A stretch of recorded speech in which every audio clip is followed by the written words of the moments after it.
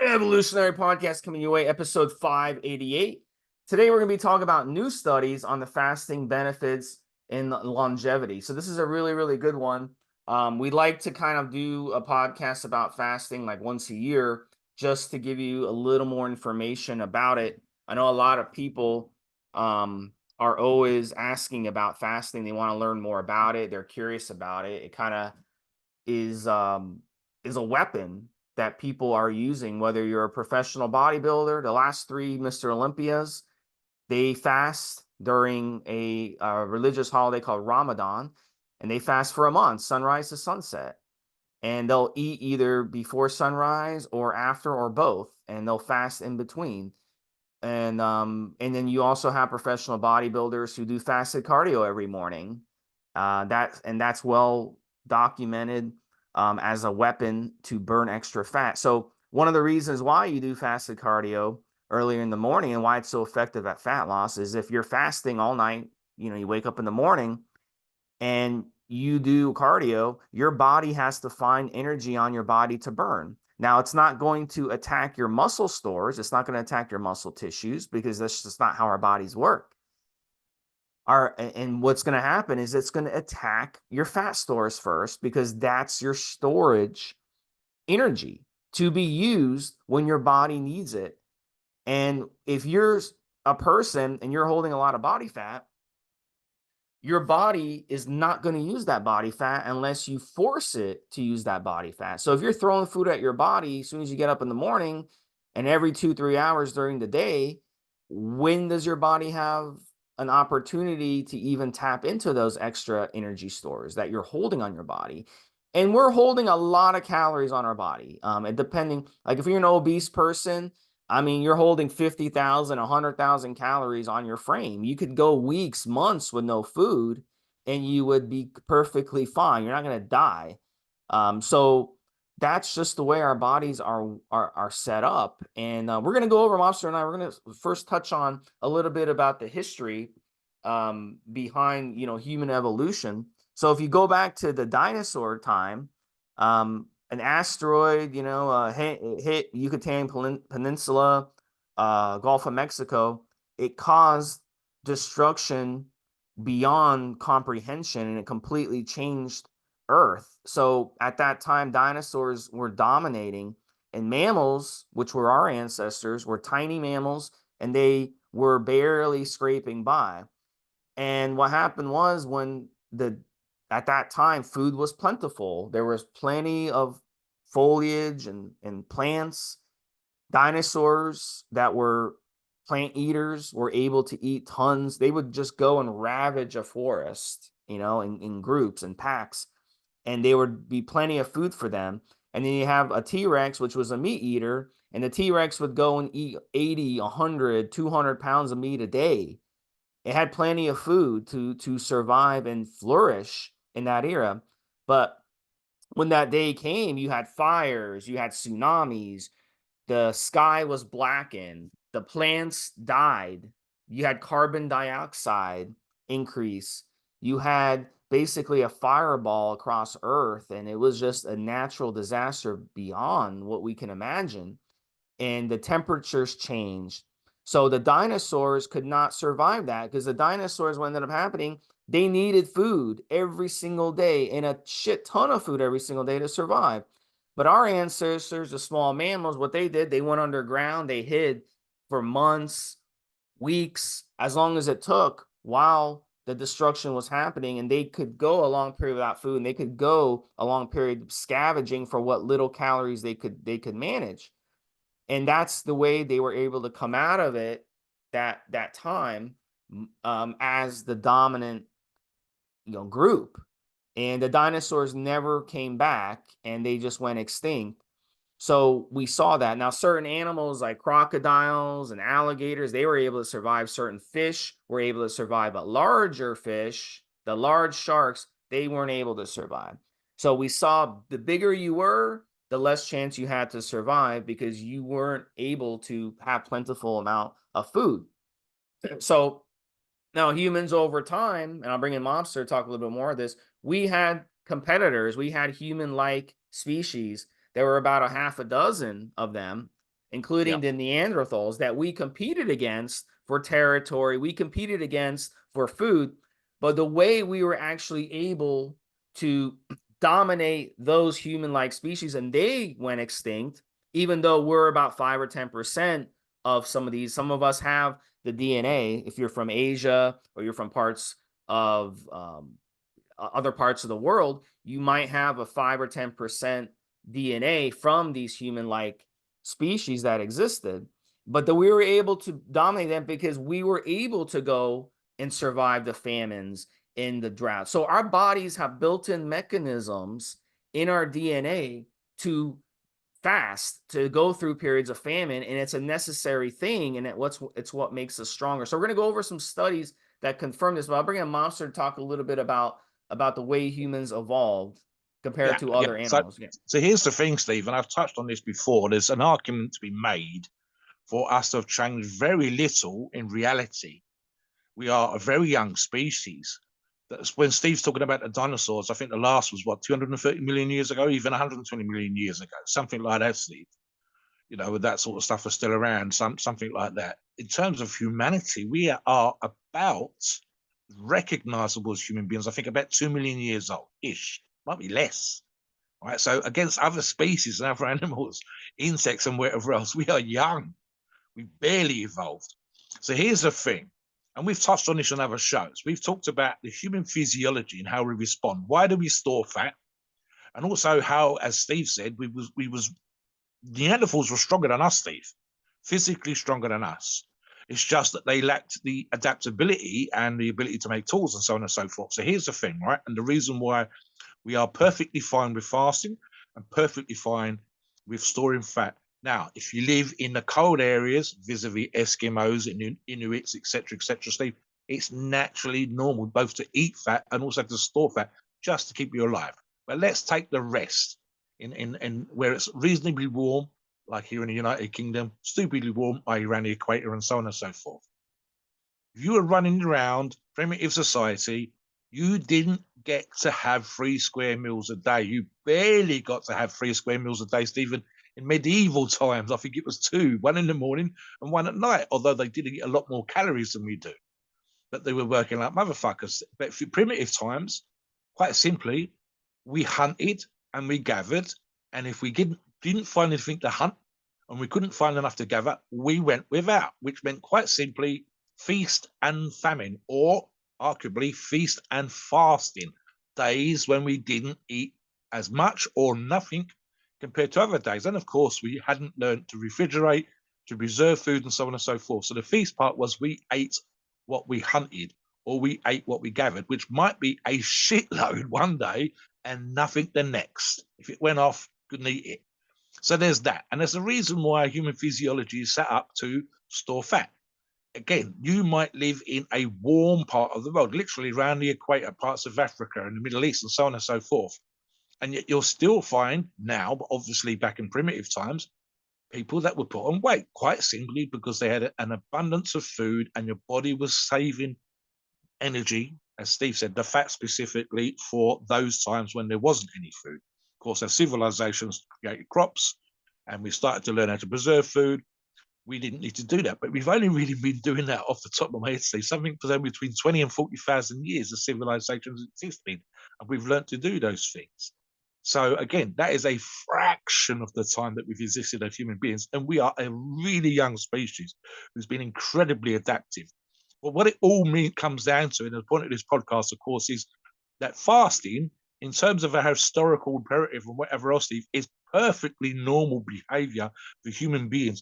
And as Steve said, and we know this just from our own local last couple of 100 years history, there have been times whether we've been abandoned in a shipwreck or in a prisoner of war camp or whatever, Steve.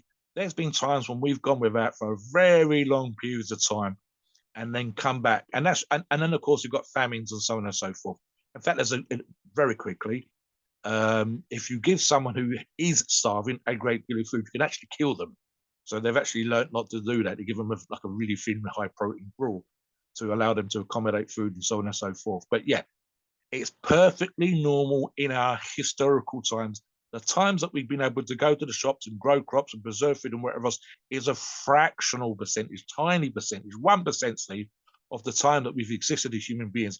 So our physiology, our anatomy, whatever, is set up to perfectly cope with both fasting and Yeah. obviously feasting. Now, Yeah. Steve obviously going to talk about the benefits specifically now when we almost eat too much and overdo it, and the physiology.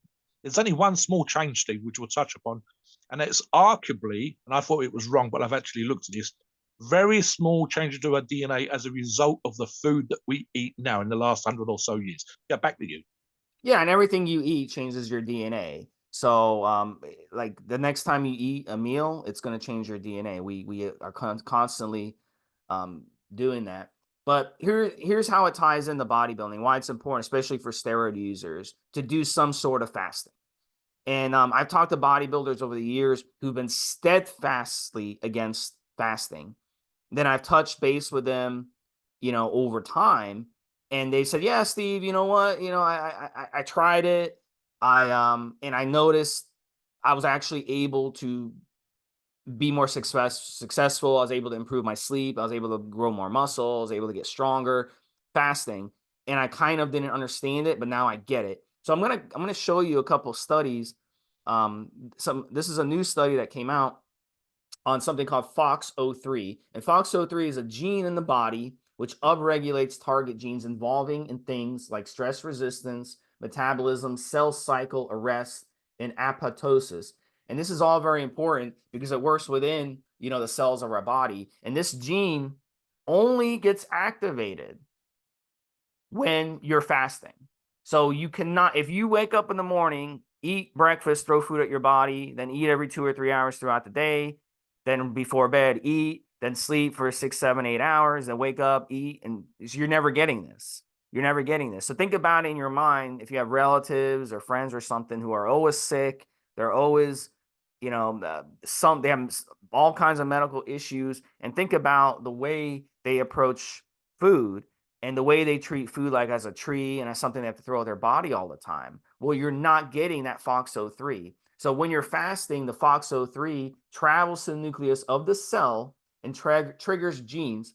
The stress of fasting triggers FOXO3, which boosts glutathione and other antioxidants, which make you stronger.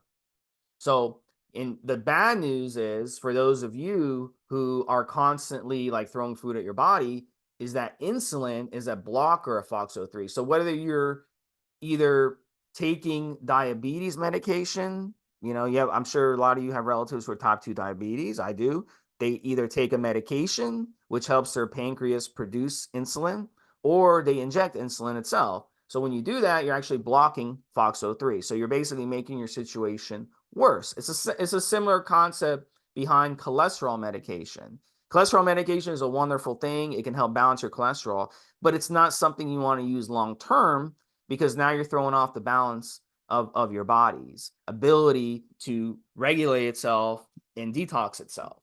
So that's why you see people who are heart attack victims, a doctor will put them on cholesterol medication, which does the trick of getting their cholesterol under control, but they never seem to get better unless they completely revamp their lifestyle and unless they start fasting. And a lot of cardiologists are actually speaking out and talking about fasting and how they actually are trying to get their clients to get into fasting because fasting is the solution, not being on cholesterol medication the rest of your life. You want to use cholesterol medication for a certain amount of time. You want to use diabetes medication for a certain amount of time.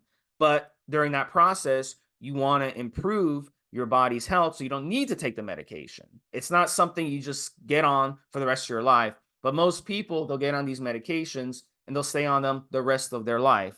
And that's really not going to pay off for you because of this example I just showed you. You're not going to get your FOXO3 anymore. You're done. And you're not going to have any way to clean those pipes. Just like when you flush your toilet and the shit leaves your house. Well, in this case, you're not going to have the shit leave your house. It's just going to sit in your body and fester and make you more and more sick over time. And that's why you see people who are on, this is why I'm so much against diabetes medication. Like the people who are using these diabetes medications to lose fat, because everybody wants a pill. All right. Everyone wants the pill. But instead of taking this pill, which is doing more harm than good, why don't you just fast? And you'll get all the benefits of fat loss, and you'll get hundreds of other health benefits that we're going to get into shortly. Monster touched on that a little bit, and then we'll move on to the next study. Yeah, so very quickly, I've mentioned this as an issue, Steve, with type 2 diabetes specifically. The benefits of fasting are over and above what type 2 diabetics should be doing. And in fact, arguably, some other stuff that we're going to deal with includes sensible, good eating habits as well as fasting. In fact, the fasting, in a couple of examples, gives additional benefits, which we'll touch upon. Type 2 diabetes, type 2 diabetics, 9 times out of 10, and I mean literally 90%, are lifestyle associated. So if you're sitting on your fat ass eating crap, and listeners, I hope I'm not talking to people that are doing that, of course, but if that's what you're doing, and as Steve said, if you go to a doctor for anything that a lifestyle change could have fixed and wants a pill to fix it, I'm going to be crude, Steve. You're saying you're lazy motherfuckers. 90% of type 2 diabetics who exercise more than they are right now, who change their diet and have a more active lifestyle, find that they no longer require the medication, or for want of a better phrase, the type 2 diabetes goes away. Now, there's always going to be 10%, and I know this because I've spoken to a couple who are, it's genetic, it's specific, and they will require medication. But the rest, Steve, is lifestyle associated. But like I said, and we'll touch upon this, some of the stuff that we're talking about today is sensible, good eating habits, exercise, and so on and so forth. But when fasting has been included in the study, there's been a benefits over and above the sensible lifestyle, the better eating and the more exercise, and so on. Back to you, Steve. Let's talk about fat a little bit, body fat. Now, I just want to be clear. There's a lot of benefits to fasting, but a lot of people obviously listen to this podcast. You want to fast to lose fat, and that's fine. That's really one of 100 different benefits, but I get it. Everybody wants to lose fat and stay lean. So here's the thing. You're going to like this one. There's a difference between brown fat and white fat. Brown fat is metabolically active fat, and white fat is the unsightly fat we don't want. So you were seeing like a fat person, they're holding the fat around their stomach, around their thighs, especially with women on their butts. That's the white fat. That's the one we don't like to see. Here's the thing with fasting, and this is the only way to accomplish this, to turn the white fat into brown fat. Fasting is the only way to do it, and it's the most efficient way to do it. So a study came out that where they did this. This was on rodents, all just to be clear, it wasn't on humans, but we know it works on humans because we've seen the anecdotal evidence that it works on humans. And there's going to be some more studies that come out. But what they do is because you create a higher metabolic rate when you transfer that fat from white fat to brown fat. So that's why you notice with people who you go back and look at shows from the 70s and 80s, or you have relatives, you look at pictures from the 70s and 80s, just look at their body structure and see how different it is than what we see in America today. The way we're holding so much body fat on our frame. And it's because we're holding all that white fat instead of the brown fat. So that's a great way right there just to make your body look different is by fasting, and you can just zap away that white fat. So another study here was sent to from one of our vets on the forum, Zacchaeus, and he actually messaged me. It was ironic, Mobster. It's a couple ironic things. Number one, I'm actually in the middle of a fast right now. I've been fasting for about, I'd say 48 hours now. So I'm going to fast for probably 4 or 5 days, maybe longer. We'll see what happens. And so that's the ironic thing. But also an ironic thing too is a member who didn't even know we were doing this podcast, by the way, because we do record these podcasts ahead of time. He actually messaged me yesterday with a fasting study. And he said, Steve, check this out. I just saw this. And he actually got this off of Newsweek, which is a media outlet. And this study talked about, the objective was intermittent energy restriction, which is IER, and talking about it as an effective weight loss strategy. No shit, we already know this. But I just wanted to talk about this because they also found they weren't intending to find this, but they actually found it. And it's like, again, no shit. If you listen to this podcast, you already know. But they studied 25 obese individuals. They successfully lost weight after a 2-month IER intervention. And they actually tested their brain regions, the activity of their brain regions. They actually found um, it was metagenomic sequencing was performed to identify differentiating abundant gut microbes and pathways in from fecal samples. So it was kind of a nasty study. Let's put it that way, Mobster. But what they found was the conclusion was, I'll read a little bit about the results.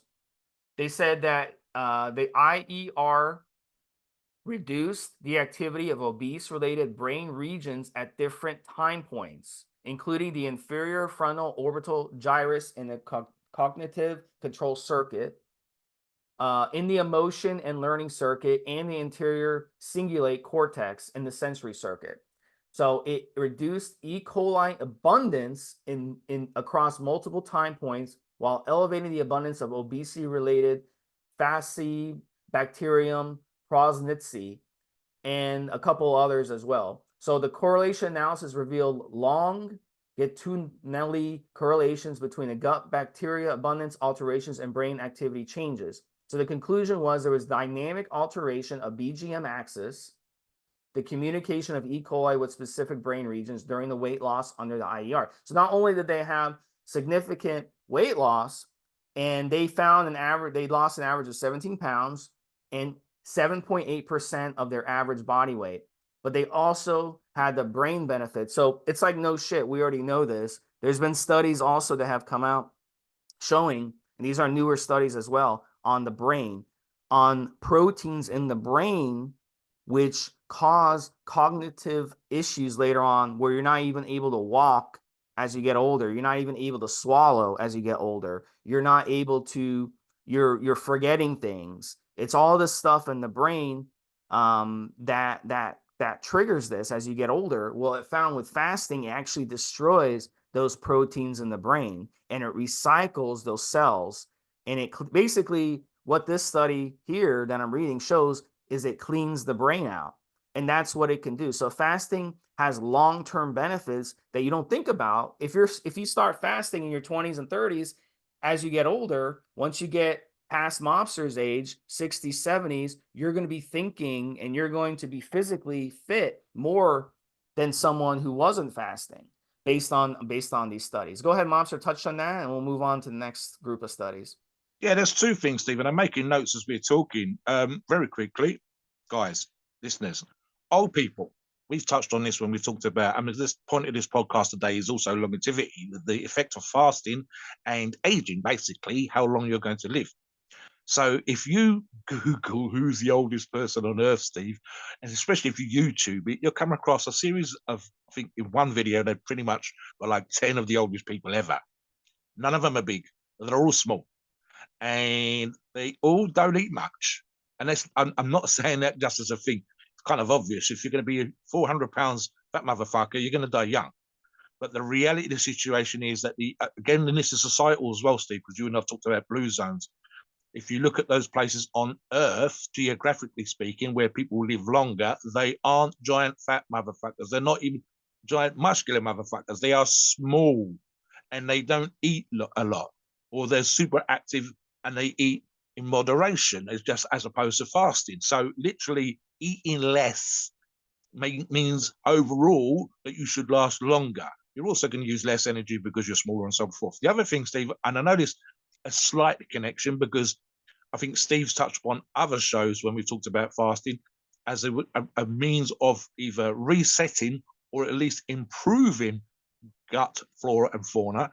Specifically, that there are studies out there that are not associated with fasting, which look at gut health and the effect of, as Steve just said, on your mental abilities, but also on your overall health. That if you fix the gut and the gut health is good, you are less likely to have issues because your immune system improves, but also cognitives, for example, Steve. And in fact, something that lots of our listeners, including me, would have struggled with. There are times when I have been, for want of a better phrase, hangry, hungry and kind of like getting a bit miserable and tetchy and starting to get a little bit bitey and snappy and whatever else. And so literally just give me a snack and I'm fine.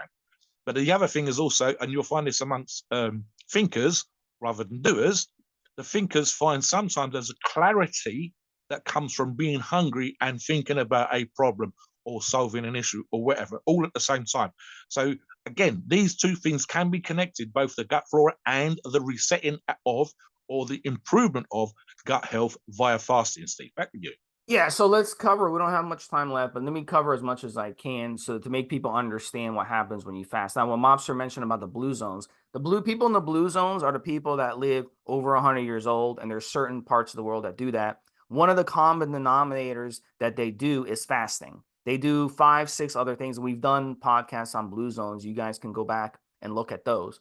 But fasting is definitely a very, very important part, whether it be alternate day fasting, prolonged fasting. The people in Icaria off the coast of Greece, they fast 6 months total out of the year, not 6 months in a row, but the total, they might fast for a week, then eat for a week, back and forth. So over the course of the year, 6 months out of the year, they're fasting. And they, goddamn, they live over 100 years old, no problem. So let me explain, because a lot of bodybuilders, Mobster, they're worried about fasting. Like, oh my God, I'm going to lose my muscle. I'm going to lose my muscle. So let me give you a study that shows what happens when you fast. And it's not what you think. So when you start fasting right off the bat, the way your body goes after energy is not the way you think. It doesn't go after protein. Protein actually drops slightly and then flatlines. Even if you fast 30 days, protein flatlines. But fat and ketones spike instantly. Not instantly, but about 15 to 20 hours into a fast. And it depends on the person, but about 15, 20 hours in the fast, it will spike. I know with me, because I fast regularly and I don't eat refined sugars or anything, obviously I go into ketosis much quicker than someone who has a lot of fat storage or eats a lot of sugar. But that's what happens. So your body actually, it spikes immediately within the first couple days and then flatlines really, really high. And then carbs completely tanks and goes all the way down, obviously, because you're fasting, and then flatlines below protein. So your body is not the protein thing. Oh my God, I need protein after work. I need protein after workout. That's not the way our bodies work. And if you go back and re-listen to what Mobster and I were talking about at the beginning, there's a reason for that. And there's a reason that we survived as Homo sapiens, and the Neanderthals and our other human competitors and dinosaurs before us did not survive, but then the little rodents that we came from survived because of this ability to use energy via ketones and fat. And that's what we tap into. We don't go and attack the protein in our muscles when you're in a fast. Your muscle tissue will not drop. You will lose strength on a fast. I just want to be clear. You will lose strength on a fast. When I did a long, prolonged fast, my strength took a hit. I think I went from benching like 350 pounds at the time, and I was going in there and I was putting like 1 plate on the bar. That's how much, but then it rebounds after you come off the fast, you see. So it's a temporary thing, but it will drop during your fast. Absolutely. But your muscle tissue will not drop. I took before and after pictures, and you guys can go check out that log I did when I did a prolonged fast. I look more muscular after the fast than I did before. But it's not because I put on muscle during the fast, because you don't put on muscle during a fast, but you don't lose muscle either. But I was still working out during my fast. So let's say you just fast for 30 days and you don't work out at all. Yes, you'll probably lose muscle. Absolutely. That's just common sense. But if you're continuously working out during your fast, you're not going to lose any muscle, because you're still stressing out the muscle where it still has a reason to be there, you see. So that's the other thing. Cancer, it's another, and there's been several studies that have come out with cancer, because when you get into a fast, what happens is your body goes into autophagy mode where cells start to be destructed. And it's very, very important too to prevent cancer. Now, if you've got cancer already ravaged in your body and you decide, you know what, now I'm going to decide to fast, I'm sorry, in most cases it's too late. So I'm not telling you, if you have a relative or something who has cancer, bless them for real. But I'm not telling you to go tell them, hey, just go fast because it's going to kill your cancer. It will help. And they do use fasting in cancer clinics nowadays. And they do tell you to do a lot of fasting when you're going into chemo, just so you don't get sick as well, but also because it will help the chemo actually fight the cancer cells. But the scenario that you want to do is pre-cancer. Later on in life, am I prone to certain cancers genetically? Yes. So why don't I do some fasting so that later on I have a less of a chance of getting those cancer cells growing in my body. So the more you fast, the more those cancer cells get destroyed in your body where they don't get a hand to hand. So let me finish this mobster. Yeah. Let me finish this really quick. So you're asking, how can I fast as a bodybuilder, as an athlete? So one of the simplest ways to do it, if you really, really want to get the benefits, is alternate day fasting. And a study came out where they did alternate day fasting for 42 days and 70 days. It was the same people. So really, they tested them at day 14, at day 41, and at day 70. So the ones that at day one they were at 109 was their waist in centimeters.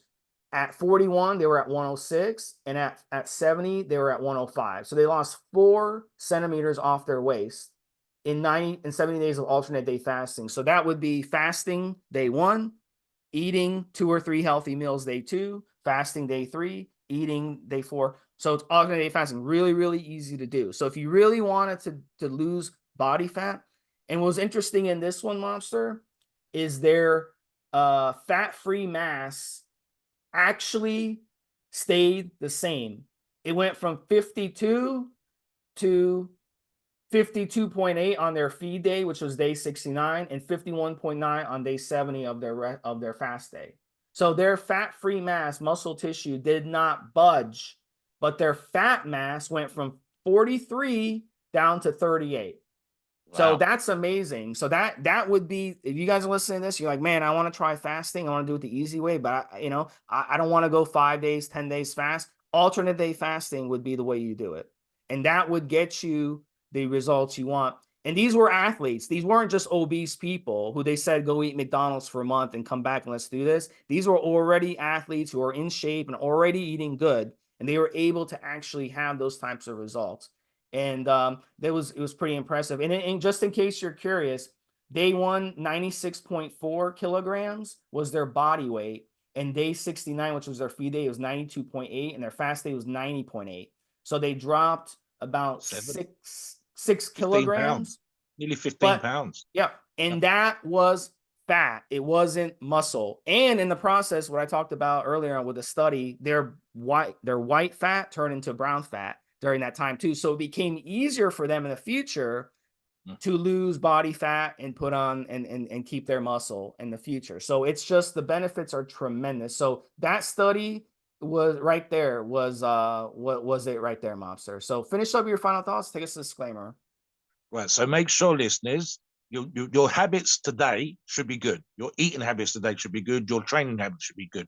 Those should be givens. If you're looking for shortcuts, you need to have those two things in place before you do anything else. We touched upon not being able to peel your way out of bad habits. You should have good habits and then treat an illness and get better, and so on and so forth. The same thing applies to something like this. The body is incredibly adaptive. Steve and I have touched upon it. And if it wasn't, we wouldn't be here as a species. And Steve and I wouldn't be recording this podcast for you to listen to. But by all means, and especially the last one, Steve, the alternative day fasting, that sounds like a very easy way for you to try something that might be a little bit scary, just to get the feel of it, see how your body responds. And if it's positive, absolutely amazing fix for a lot of people. So, but again, something like that, Steve, you could run for 2 weeks. It eats 7 days and fast for 7 days, all in those days. So by all means, give it a try.